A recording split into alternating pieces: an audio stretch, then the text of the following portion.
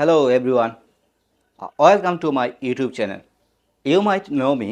I am Mehdi Hassan, IELTS instructor at a well-known IELTS institute in Sylhet called Practice Hobby.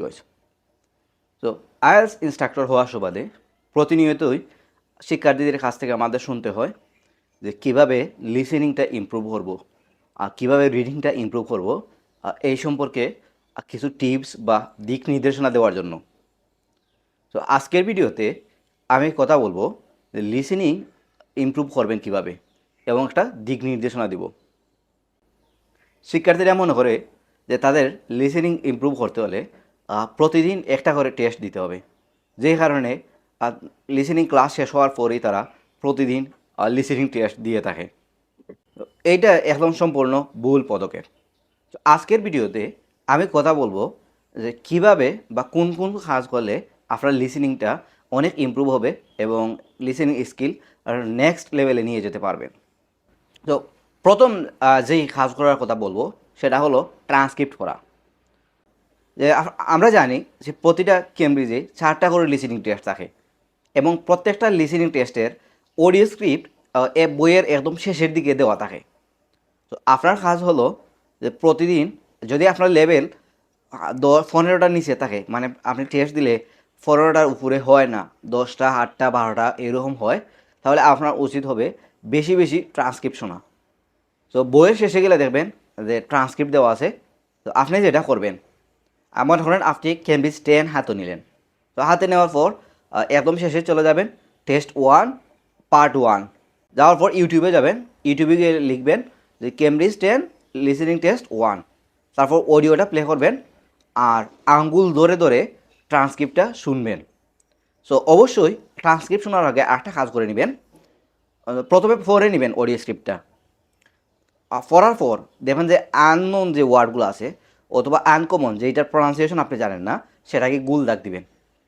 তার পাশাপাশি contraction যেগুলো পাবেন সেগুলোতে গুল দাগ দিবেন। কন্ট্রাকশন কি? কন্ট্রাকশন হলো এই যে শব্দের সংক্ষিপ্ত রূপ। কুডন্ট এগুলো হলো কন্ট্রাকশন। সো যেটা করবেন, অডিও স্ক্রিপ্ট শোনার আগে আগে ভালো করে পড়ে নেবেন, বই থেকে অডিও স্ক্রিপ্টটা পড়ে নেবেন। তারপর যে ওয়ার্ডগুলোর প্রনাউন্সিয়েশন জানেন না আপনি সেগুলো গুলদাগ দিবেন। আর অবশ্যই কন্ট্রাকশনও গুলদাগ দিয়ে নেবেন। আর তারপরে যখন আপনি অডিও স্ক্রিপ্টটা শুনবেন তখন দেখবেন আপনি এগুলো আপনার ইমপ্রুভ করতেছে।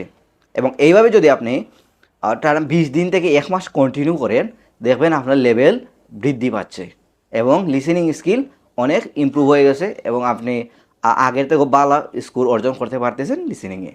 তো দ্বিতীয় যেই কাজ করার নির্দেশ দিব সেটা হলো নিয়মিত গান শোনা। তো গান শোনার মাধ্যমে আপনি চাইলে সহজে আপনার লিসেনিং স্কিলটা বৃদ্ধি করতে পারবেন। তো ইউটিউবে গেলে দেখবেন অসংখ্য ইংরেজি গান আছে, তবে সবগুলা শুনে আপনার তেমন লাভ হবে না। বিশেষ করে র্যাপ সং যেগুলো, এগুলো খুবই স্পিডি হয়ে থাকে এবং যেহেতু নতুন আপনাদের তেমন হেল্প করবে না। আপনার কাজ হলো সফট রক অথবা পপ গানগুলো শোনা। এগুলা দেখবেন আপনার যে তাদের প্রনাউন্সিয়েশন যেগুলো আছে বা গানের যে গান লিরিক্সগুলো আপনি বুঝতে পারতেছেন। তারপর বা মিনিং জানা তেমন ফেক না, তবে দেখবেন আপনি তাদের উচ্চারণগুলো বুঝতে পারতেছেন। তো এইভাবে আপনি আপনার লিসেনিং স্কিলটা বৃদ্ধি করতে পারবেন। আমি কমেন্ট বক্সে অথবা ডিসক্রিপশনে কিছু সফট রক এবং পপ গানের লিঙ্ক দিয়ে দিব, আপনারা এখান থেকে শুনে আসতে পারেন। তো লিসেনিং ইমপ্রুভ করার জন্য তৃতীয় যে কাজ করার উপদেশ দিব সেটা হলো মুভি এবং সিরিজ দেখা। তো বিশ্বাস করেন আর নাই করেন, মুভি এবং সিরিজ আপনার ইংরেজি লার্নিংয়ের ক্ষেত্রে বেস্ট একটা ওয়ে। আপনি মনের অজান্তেই আপনি ইংরেজি শিখে যেতে পারবেন মুভি দেখার মাধ্যমে। তো প্রথম হয়তো আপনারা তাদের ডায়লগগুলো বুঝবেন না, ইংরেজি অনেক ওয়ার্ড দেখবেন যে আপনারা বুঝতেছেন না। সো ডোন্ট ওরি, প্যানিক হবেন না, আপনি রিল্যাক্সে দেখতে থাকেন। স্টোরি বোঝার চেষ্টা করবেন যে কী বোঝাচ্ছে গল্পতে, তাদের ইমোশন বোঝার চেষ্টা করবেন, এক্সপ্রেশন বোঝার চেষ্টা করবেন। তারপর দেখবেন যে ধীরে ধীরে ওয়ার্ড মিনিং না জানলেও আপনি তাদের স্টোরিটা বুঝতে পারতেছেন। এবং অনেকগুলো মুভি দেখার এবং কয়েকদিন পর ধর অনেকগুলো মুভি দেখা হয়ে যাবে আপনার, তখন দেখবেন আপনার লিসেনিং বা ইংরেজি আন্ডারস্ট্যান্ডিংটা অনেক বৃদ্ধি পেয়েছে। তবে আপনারা যেহেতু ফ্রেশার, মানে আইএলটিএস জার্নি নতুন, বা যারা নতুন আছেন তাদের উপদেশ দিব অ্যানিমেশন মুভি দেখার জন্য। অ্যানিমেশন মুভিগুলোর স্টোরি খুবই সহজ হয়ে থাকে, সহজে বোঝা যায়। তো আমি সাজেস্ট করবো আপনাদেরকে প্রথমে অ্যানিমেশন মুভি দেখা শুরু করেন, তারপর ধীরে ধীরে অন্য অন্য মুভিগুলোতে মুভ করবেন। তো এই ভিডিওর ডিসক্রিপশনে অথবা কমেন্ট বক্সে আমি কতিপয় অ্যানিমেশন মুভি উল্লেখ করব, তো সময় পেলে মুভিগুলো দেখে আসবেন। চতুর্থ যে কাজের উপদেশ দিব সেটা হলো ব্লগ দেখা। ইউটিউবে গেলে দেখবেন অসংখ্য ব্লগ আছে, যে অনেক ধরনের ব্লগ আছে। আপনার কাজ হলো আপনার যে জিনিসটা ভালো লাগে ওইটার ব্লগ দেখা। আমার ভালো লাগতো ট্রাভেল ব্লগ। আমি কী করতাম, যখন আমার আইএলটিএস জার্নি শুরু হয় তখন লিসেনিং ইমপ্রুভ করার জন্য আমি বিভিন্ন ট্রাভেল ব্লগ দেখতাম। তো এগুলো তো হুট করে চ্যানেলগুলো খুঁজে পাওয়া যায় না, ভিডিও খুঁজে পাওয়া যায় না। আপনি ইউটিউবে যাবেন, মনে করেন আমার ট্রাভেল ব্লগ ভালো লাগতো, আমি ইউটিউবে গিয়ে লিখতাম যে Amazon travel blog, Kenya travel blog, Mount Everest travel blog, Antarctica travel blog. তো এগুলোর মাধ্যমে দেখলে দেখা যায় অনেক ভিডিও আসতেছে। তো আমার যে ভিডিওগুলো ভালো লাগতো সেই ভিডিওগুলো আমি দেখতাম। পাশাপাশি এমন অন্য ভাষাভাষীর ভিডিও আসতো, তো আমি সেগুলো অ্যাভয়েড করতাম। আমার মূল লক্ষ্য ছিল ইংরেজি ইমপ্রুভ করা, সেই কারণে আমি শুধু ইংরেজি ভাষাভাষীর যেই ব্লগগুলো আছে ওইগুলো দেখতাম। সো আমার ট্রাভেল ব্লগ ভালো লাগতো, আপনার ভালো নাও লাগতে পারে। আপনি যেটা করবেন, আপনার যেই ধরনের জিনিস ভালো লাগে ওই ধরনের ব্লগ লিখবেন। সেটা হতে পারে ফ্যাশন ব্লগ, কুকিং ব্লগ, বা অনেক ধরনের ব্লগ আছে। তো আপনার যেই জিনিসটা ভালো লাগে ওইটাই দেখবেন। পঞ্চম যে কাজটা করার উপদেশ দিব সেটা হলো নিয়মিত বিবিসি 6 মিনিট ইংলিশ এবং টেড এডের ভিডিও দেখা। সো বিবিসি 6 মিনিট ইংলিশ এবং টেড এড এগুলো যদিও যারা নতুন আইএলটিএস জার্নি শুরু করেছে তাদের জন্য কিছুটা অ্যাডভান্স হয়ে যায়, তবে মোটামুটি যারা 15টার উপরে হয়ে যায় টেস্ট, লিসেনিং টেস্ট দিলে আনসার 15টার উপরে হয়ে যায়, আমি আপনাদের উপদেশ দিব এই দুইটা চ্যানেল ফলো করার জন্য। যদিও বিবিসি 6 মিনিট ইংলিশ এটা কোনো চ্যানেল না, এটা বিবিসির আন্ডারে একটা প্লে লিস্ট। তো তারপর আপনি যদি প্লে লিস্ট যান 300 থেকে 700টা ভিডিও পাবেন। তো এগুলো যদি নিয়মিত দেখেন আপনার এগুলো পার্ট 4-এ অনেক হেল্প করবে। সো বিবিসি 6 মিনিট ইংলিশ এবং টেড এড, টেড এক্স না কিন্তু টেড এড। তো আমি ডিসক্রিপশনে দুইটা প্লেলিস্ট এবং চ্যানেলটা উল্লেখ করে দিব, সেখান থেকে খুঁজে বের করে এটা সাবস্ক্রাইব করে রাখবেন এবং নিয়মিত ভিডিও দেখবেন। এগুলা পার্ট 4-এর জন্য, লিসেনিং পার্ট 4-এর জন্য খুবই উপকারী এবং খুবই ইনফরমেটিভ।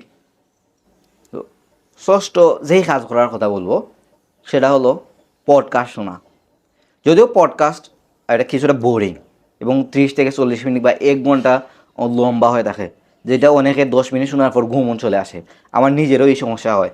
দেখা যায় যে একটা 40 মিনিটের একটা পডকাস্ট প্লে করলাম, 5 মিনিট পর হই আছে, দেখা যায় আমি স্ক্রিনের দিকে তাকাই আছি, কিন্তু যে কী বলতেছে এটা আমার খেয়াল থাকে না।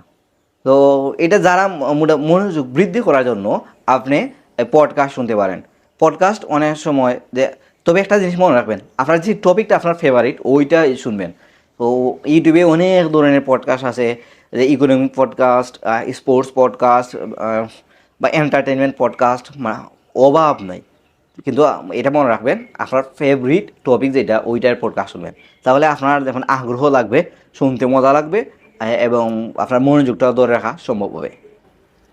তো এই ছিল আজকের কিছু উপদেশ। যদি এই জিনিসগুলা, এই যে 5টা 6টা উপদেশ দিলাম বা আপনাদের নির্দেশনা দিলাম, যদি এগুলা থেকে কমপক্ষে 2টা বা 3টা নিয়মিত করতে পারেন, তাহলে দেখবেন আপনার ইংরেজি বা লিসেনিং স্কিল অনেক দূর বৃদ্ধি পেয়েছে। মনে রাখবেন, কেমব্রিজ আপনার লিসেনিং ইমপ্রুভ করবে না। কেমব্রিজ হলো একটা পরিমাপ করার, মানে আপনার লেভেলটা কই আছে এটা যাচাই করার মাধ্যম হলো কেমব্রিজ বই। সুতরাং পাগলের মতো কেমব্রিজ টেস্ট দিবেন না।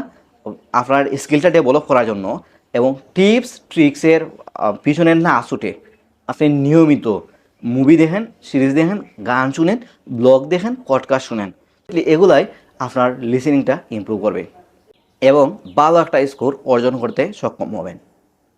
তো আশা করি আপনি এগুলা আমার উপদেশ বা নির্দেশনাটা মেনে চলবেন। দেখা হবে পরবর্তী ভিডিওতে। ভালো থাকবেন। ধন্যবাদ।